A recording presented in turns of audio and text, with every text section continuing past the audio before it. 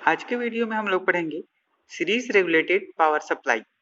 जैसे कि आपको पता है कि रेगुलेटेड पावर सप्लाई क्या काम करता है कि चाहे आपके इनपुट में वेरिएशन हो या फिर लोड में वेरिएशन हो, किसी भी कंडीशन में जो आउटपुट वोल्टेज है वो हमेशा क्या होना चाहिए, फिक्स्ड होना चाहिए।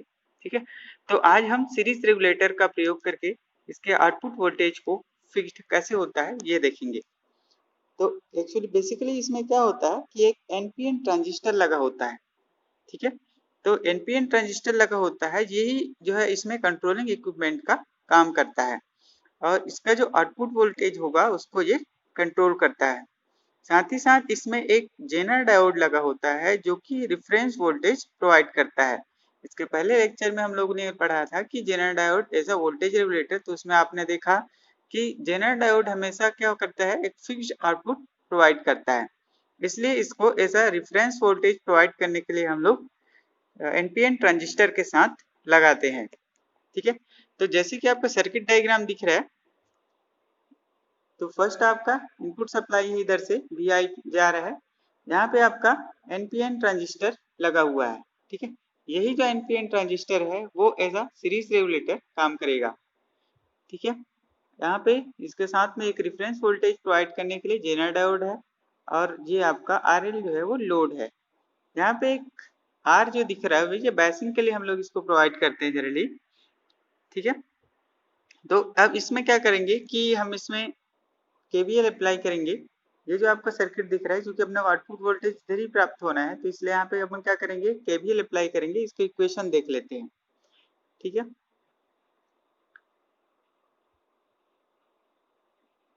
तो ये जैसे आप इसके इक्वेशन देखेंगे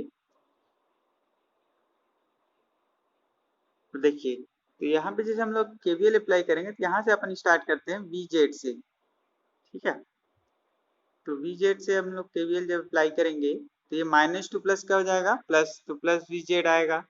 फिर ये प्लस टू माइनस जा रहा है वीबी की ओर, तो माइनस वीबी है ना, प्लस टू माइनस माइनस जाएगा। फिर इसके बाद जैसे हम लोग लोड में आएंगे तो ये आपका प्लस है और ये माइनस है, तो ये भी क्या होगा, प्लस टू माइनस आ रहा है तो माइनस वी जीरो। इस तरीके से इक्वेशन आएगा, फर्स्ट इक्वेशन है ना। अब इसमें क्या करेंगे, इसको हम लोग पक्षांतर कर देंगे, तो V output equal to finally आपके पास मिल जा रहा है कि वी जेड माइनस वीबीई, है ना ये। अब जैसे आपका वीबी का वैल्यू का अपने को चाहिए, तो वीबी इज इक्वल टू, इसको हम लोग पीछे इधर इस साइड पक्षांतर कर देंगे और ये जो है इस साइड चला जाएगा, तो आपके पास क्या है, VB equal to V Z minus V output. मतलब जो वीबी का वैल्यू है एक्चुअली किसके ऊपर डिपेंड करेगा, वी जेड और वी आउटपुट के ऊपर है। तो मतलब क्या कह सकते हैं, अपने को आउटपुट पे जैसे कंट्रोल करना है तो वीबी के वैल्यू को हम चेंज करके इसका आउटपुट में क्या कर सकते हैं, वेरिएशन कर सकते हैं। अब इसका एक्चुअल वर्किंग देखते हैं कि ये काम कैसे करेगा। अब जहाँ पे इसका ये जैसे आपने इक्वेशन देखा, तो वी आउटपुट इक्वल टू क्या, ये वी जीरो है आपका आउटपुट वोल्टेज है, वी जेड आपका जनरल वोल्टेज है और वीबी जो है बेस इमीटर वोल्टेज है। तो इसमें फर्स्ट कंडीशन ये है कि जब आउटपुट वोल्टेज का मान क्या होगा, अधिक होगा, तो उस केस में ठीक है। तो जैसे इसका आउटपुट वोल्टेज का मान अधिक हो रहा है, इसका मतलब क्या है कि लोड आपका कम हो गया। तो उस केस में क्या होता है कि जब आउटपुट वोल्टेज का मान अगर बढ़ेगा तो वीबी का मान कम हो जाता है। इक्वेशन से आपको पता चल जाएगा। जैसे आप यहाँ पे देखोगे ये एक सेकंड ना, ये जो इक्वेशन है यहाँ पे हम लोग देखेंगे कि जैसे आपका आउटपुट वोल्टेज का मान जैसे ही यहाँ पे बढ़ता है, वीबी का जो मान है वो क्या हो जाएगा, कम होगा, है ना, क्योंकि ये आपका माइनस में है और ये इसके जस्ट अपोजिट आएगा ना। जैसे आपका वीबी का मान जो है क्या हो जाएगा, यहाँ पे कम हो जाएगा। आउटपुट वोल्टेज का मान अगर बढ़ेगा, ठीक है, चूंकि आपका ये आउटपुट जो है माइनस में है, इसलिए वीबी का वैल्यू क्या होगा, कम होगा। अब जब वीबी का वैल्यू कम होगा तो उस केस में क्या होगा कि जब इसका बेस इमीटर वोल्टेज कम हो जाएगा तो इसके पास जो इमीटर करंट है और जो बेस करंट है वो दोनों भी क्या हो जाएगा, कम हो जाएगा। ठीक है, तो यहाँ पे आपको ध्यान रखना है कि जब आउटपुट वोल्टेज का मान बढ़ने लगेगा तो वीबी का जो मान है, मीन जो आपका बेस इमीटर वोल्टेज है वो क्या होने लगता है, कम होने लगता है ना। बेस मीटर वोल्टेज का मान कम होगा तो इसका जो बेस करंट है वो भी क्या हो जाएगा, कम हो जाएगा।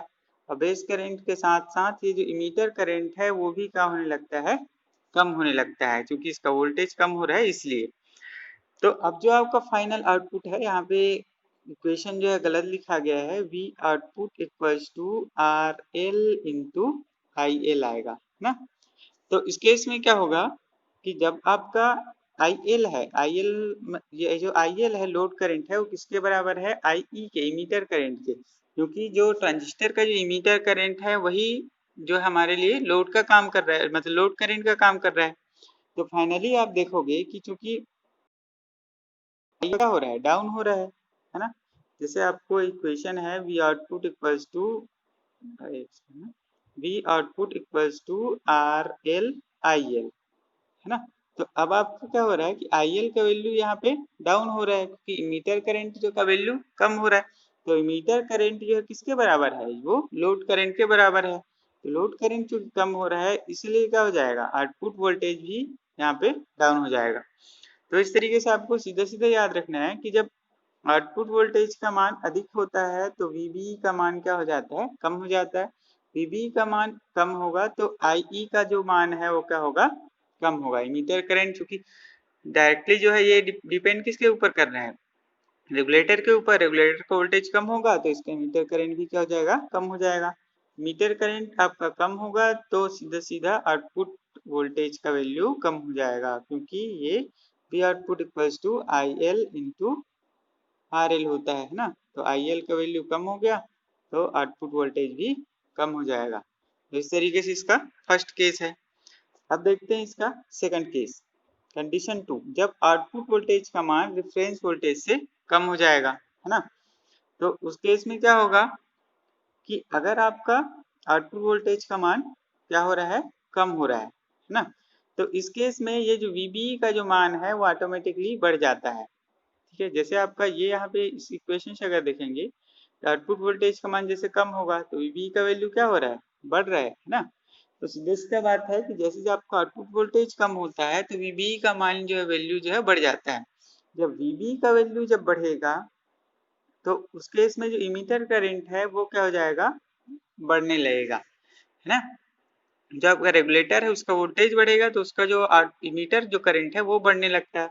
अब इमीटर करंट जो है किसके बराबर है, I E is equals to I L है ना। तो उस केस में आपका आउटपुट वोल्टेज का मान क्या हो जाएगा, बढ़ जाएगा, क्योंकि आई एल का वैल्यू अगर आपका बढ़ेगा तो उस केस में आउटपुट भी क्या हो जाएगा, बढ़ जाएगा। तो इस तरीके से फाइनली वो जो है रेफरेंस वोल्टेज के बराबर होगा। तो आपने दोनों केस में देखा कि जब इमीटर करंट का मान आपका, मतलब जब लोड करंट का जो लोड जो आउटपुट है यहाँ पे, ठीक है, वो कम हो रहा है उस केस में भी, और लोड आउटपुट ज्यादा हो रहा है उस केस में भी, है ना। दोनों केस में ये जो है कांस्टेंट वोल्टेज प्रोवाइड करता है। तो ये है आपका सीरीज रेगुलेटेड पावर सप्लाई। ठीक है, इसको ध्यान रखेंगे। फिर नेक्स्ट लेक्चर में हम लोग पढ़ेंगे शंट रेगुलेटेड पावर सप्लाई। तब तक के लिए धन्यवाद।